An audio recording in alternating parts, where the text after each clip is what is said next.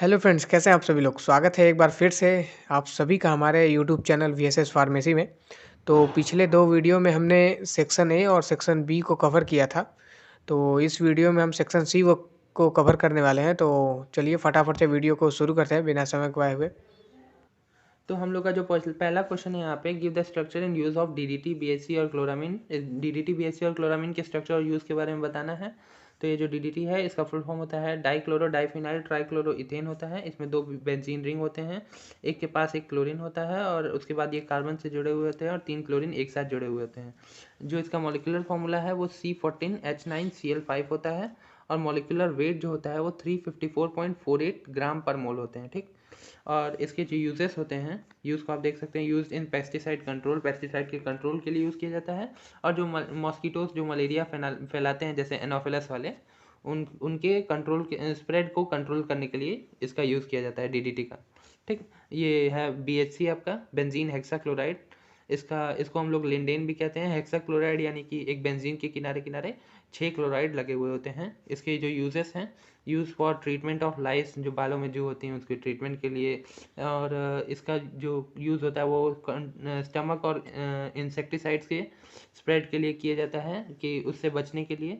फिर मोर volatile then DDT, ये DDT से ज़्यादा वोलेटाइल होता है। और गामा बीएचसी जो होता है उसको एक इंसेक्टिसाइड की तरह भी यूज़ किया जाता है और ये हाईली कार्सिनोजेनिक होता है। अगला जो है हम लोग का क्लोरामीन। क्लोरामीन जो है group of compound containing chlorine and ammonium. इसमें क्लोरीन और अमोनियम होता है। इसका एक एग्जांपल है NH2Cl, NH2Cl। एन के पास 2 लोन पेयर और इसके पास 3 लोन पेयर होते हैं। फिर ये डिसइंफेक्टेंट की तरह यूज़ किया जाता है और for treatment of drinking water. और इसको स्विमिंग पूल डिसइंफेक्टेंट की तरह भी यूज़ किया जाता है।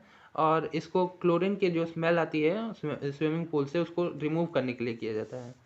ठीक। तो हम लोग का जो अगला क्वेश्चन है, define aromatic amine and give resonance structure of aniline. Explain basicity of aromatic amine and effect of substituent. मतलब एरोमेटिक अमीन का पहले डेफिनेशन बता देते हैं। ऑर्गेनिक कंपाउंड, एरोमेटिक अमीन क्या होता है? ऑर्गेनिक कंपाउंड होता है जिसमें एक हाइड्रोजन को रिप्लेस करके एक NH2 ग्रुप लगा दिया जाता है। जैसे ये बेंजीन रिंग है, एक हाइड्रोजन को रिप्लेस किया, NH2 आया, ये अनिलीन बन गया। ठीक। फिर इन एरोमेटिक अमीन्स में लोन पेयर ऑफ अमोनिया, मतलब जो लोन पेयर होता है अमोनिया वाला, उसको वो डीलोकलाइज होता है बेंजीन रिंग में, और जो कि लोन पेयर्स को डोनेट करता है। जैसे कि NH2 है, NH2 का 2 लोन पेयर यहाँ आया, ये दोनों एक साथ नहीं रह सकता, इसलिए ये वाला यहाँ चला जाएगा। इसी तरह ये डीलोकलाइज होता रहता है जो एक चार्ज के फॉर्म में। तो सो ड्यू टू रेजोनेंस की वजह से जो इलेक्ट्रॉन डेंसिटी होती है वो डिक्रीज हो जाती है। इस वजह से बेसिसिटी डिक्रीज करती है। तो जो बेसिसिटी है वो एलिफैटिक अमीन्स की वो ज़्यादा होती है एरोमेटिक अमीन्स से। जैसे कि इसमें R एल्काइल ग्रुप होता है NH2 और एक बेंजीन NH2, ये इससे ज़्यादा होता है। ठीक। तो जो एरोमेटिक अमीन होता है उसमें बेंजीन जो है वो, उसका जो रेजोनेंस होता है वो लेस होता है, लेस बेसिक होता है और ज़्यादा स्टेबल होता है। जिसकी स्टेबिलिटी ज़्यादा है उसकी एसिडिटी भी ज़्यादा होगी और उसकी बेसिसिटी कम होती है।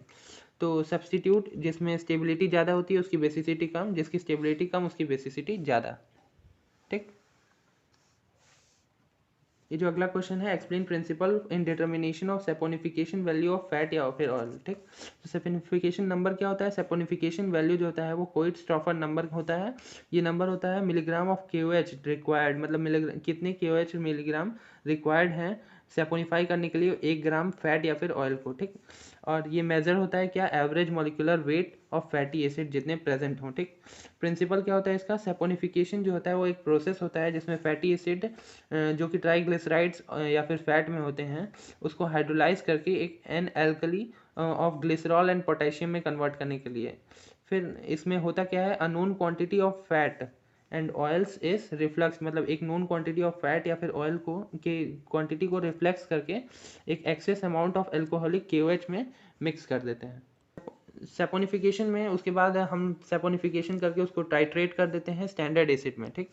फिर सैंपल इज टाइट्रेटेड, उसको 0.5 मोल HCl के साथ टाइट्रेट करते हैं और एक ब्लैंक टाइट्रेशन परफॉर्म करते हैं। फिनॉप्थलीन सॉल्यूशन इंडिकेटर की तरह यूज़ किया जाता है और सेपोनिफिकेशन जो वैल्यू होती है उसको 28.05 B-8/W कर देते हैं, जहाँ पे W जो होता है वेट ऑफ सैंपल होता है। इसमें आप सिंपल सा एक डायग्राम देख सकते हैं, ये सैंपल है, इसको हम लोग ब्यूरेट के थ्रू 0.5 मोल HCl इसमें डाल रहे हैं, यही है। डी वाला जो क्वेश्चन है, explain acidity of phenol. Phenol की एसिडिटी को बताना है और सब्सटीट्यूएंट का इफेक्ट बताना है एसिडिटी पे। तो इसमें हम जानेंगे पहले एसिडिक नेचर क्या होता है। एसिडिक नेचर मतलब हाइड्रोजन आयन डिसोसिएट कर जाता है, जो कि एसिडिक नेचर शो करता है। जैसे ये फिनॉल है, फिनॉल में से O- रह जाता है और हाइड्रोनियम आयन रिमूव हो जाता है। हाइड्रोनियम आयन जितनी जल्दी रिमूव होगा वो उतना ज़्यादा एसिडिक होता है। तो जो डिसोसिएटेड जितना फिनॉल आयन यही बताया इसमें, जितने जल्दी वो डिसोसिएट होगा हाइड्रोनियम आयन, वो उतना ज़्यादा एसिडिक होता है। ठीक, फिर the substance which is more stable, वो ज़्यादा स्टेबल होगा जो हाइड्रोनियम आयन के बाद रिलीज करने के बाद भी एसिडिक हो। ठीक, और इसलिए जो फिनॉल है वो ज़्यादा एसिडिक है। इसको हम लोग दो से बता सकते हैं, रेजोनेंस या फिर एस कैरेक्टर। ठीक, ये रेजोनेंस आफ्टर डिसोसिएशन आप देख सकते हैं, ये OH है, OH में से डिसोसिएट मतलब रेजोनेंस शो करते हुए H+ निकल जाता है और जो नेगेटिव चार्ज होता है वो इसी पे फिनॉक्साइड आयन फॉर्म करके एक रेजोनेंस शो करता है। ये जो है आपके रेजोनेटिंग स्ट्रक्चर्स हैं, यहाँ O- है नेगेटिव चार्ज, यहाँ से ये इस पे गया, फिर यहाँ डबल बॉन्ड है, एक साथ नहीं रह सकता इसलिए ये इस पे जाएगा। इसी तरह ये डीलोकलाइजेशन ऑफ इलेक्ट्रॉन्स होते रहते हैं। तो जो फिनॉल है वो उसके पास, इससे पता चलता है कि ये रेजोनेंस शो करता है और इसकी एसिडिक नेचर है। ठीक, अब इसको बनेंगे हम लोग %S कैरेक्टर के बारे में। %S कैरेक्टर, जैसे ये फिनॉल है, इसमें 3 सिग्मा बॉन्ड है, तो इसका sp2 हाइब्रिडाइजेशन है। इसका %S कैरेक्टर जो है वो 33.33% है और जो कि अल्कोहल से ज़्यादा एसिडिक है।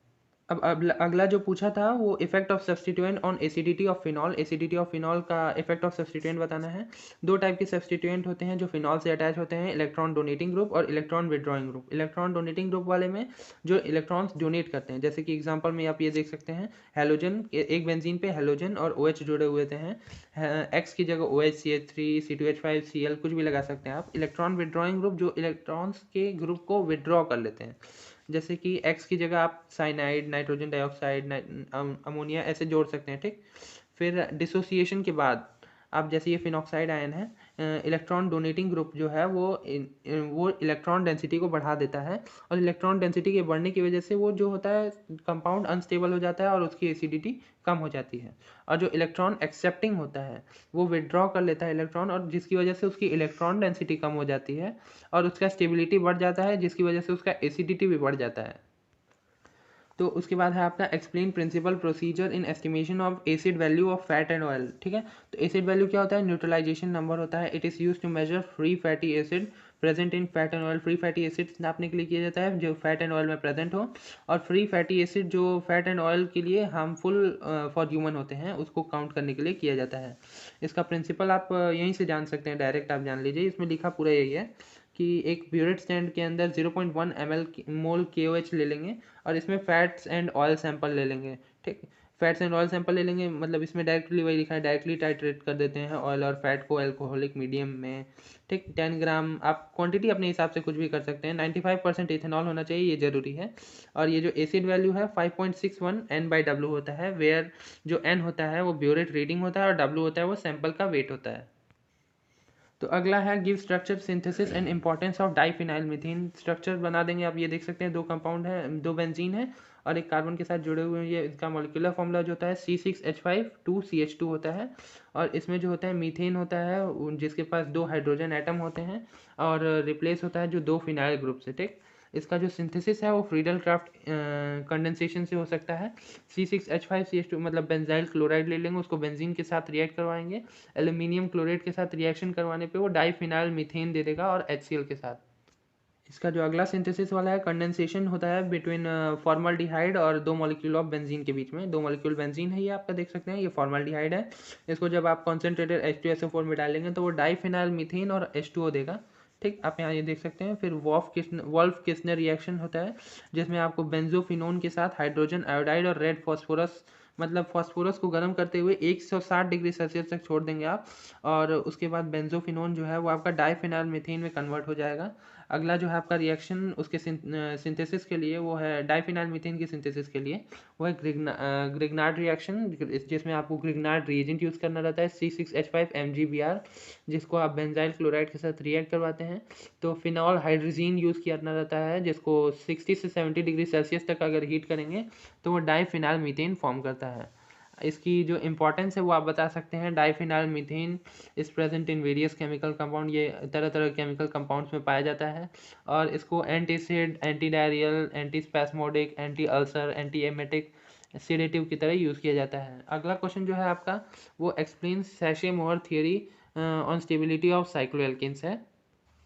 तो यहाँ सेशे-मोहर थ्योरी है। सेशे-मोहर प्रपोज किए थे इसको 1918 में, और वो साइक्लोएल्केन की स्टेबिलिटी को बताए थे, और हायर साइक्लोएल्केन्स की स्टेबिलिटी को भी बताए थे।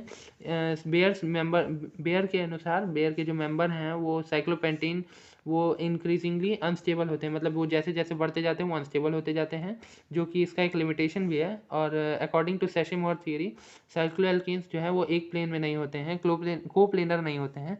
और सेशे-मोहर थ्योरी के हिसाब से जो हायर मेंबर होते हैं रिंग के, वो फ्री फ्रॉम, मतलब वो स्ट्रेन के साथ, स्ट्रेन से फ्री होते हैं, उसमें स्ट्रेन, एंगल स्ट्रेन नहीं लगता है। और all carbons are not forced in one plane, all जो सारे कार्बन्स होते हैं वो बताया चुके हैं, को प्लेनर नहीं होते हैं। ये एग्जिबिट करता है टू प्लेनर फोल्डेड या फिर पकर्ड कन्फर्मेशन को। ठीक, कन्फर्मेशन आपकी दो तरीके की हो सकती हैं, और these are stainless carbon atom, मतलब ये स्टेनलेस कार्बन एटम होते हैं जो कि लाई होते हैं डिफरेंट प्लेन्स में, जिसका नॉर्मल एंगल होता है 109 डिग्री 28 डैश। ये आपके दो फॉर्म है साइक्लोहेक्सेन के, एक बोट फॉर्म है, एक चेयर फॉर्म है। ये आप देख सकते हैं, ये बोट के स्ट्रक्चर में है, बोट का स्ट्रक्चर बना के दो दो हाइड्रोजन सब पे जोड़ देंगे। और ये एक चेयर फॉर्म है, जो चेयर की तरह लगभग लगभग कुछ ना कुछ दिख ही रहा है।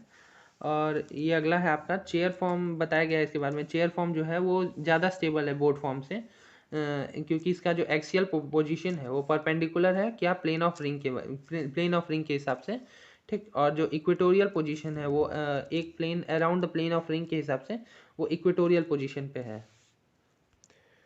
आई होप आपको वीडियो पसंद आया होगा। अगर वीडियो पसंद आया हो तो वीडियो को लाइक करना मत भूलिएगा। अगर आपको लगता है कि मतलब स्पीड ज़्यादा है सॉल्व करने की क्वेश्चंस को, तो आप यूट्यूब में ऐसा फीचर है कि आप वीडियो को मतलब स्लो कर सकते हैं, तो आप स्लो करके आराम से वीडियो को देख सकते हैं।